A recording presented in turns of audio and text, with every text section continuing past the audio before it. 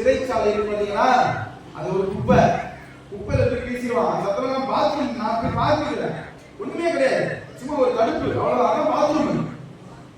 இப்படிதான் உட்காந்து குப்பை வச்சு, ஐயா பயம், வாழ்க்கையில செத்துவோமோ வாழ முடியாதோ அப்படிங்கிற ஒரு பயத்திலேயே அவன் என்ன செஞ்சான், வாழ்க்கைய தோச்சிடலாம். அப்படிதான் செய்ய முடியும். வீசிடுச்சு, குப்பையில தூக்கி வீசிடுச்சு.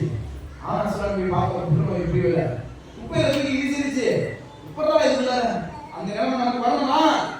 சகோதரனை சொல்லுங்க, குப்பையில தூக்கி வீசணும், வீசுவான். அப்ப நல்லதா இருக்கும்.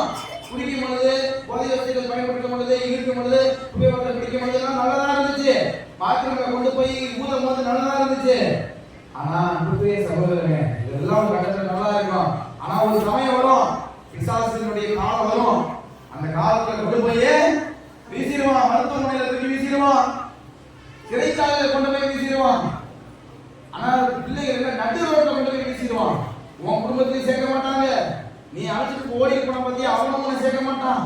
எந்த இடத்துலதான் நிக்கிறது, இப்படி தப்பு பண்ணிட்டனே, ஐயோ என் வாழ்க்கையை இழந்துட்டனே, நடு ரோட்ல கொண்டு பிசாசு போய் பாடுவான் அவன்.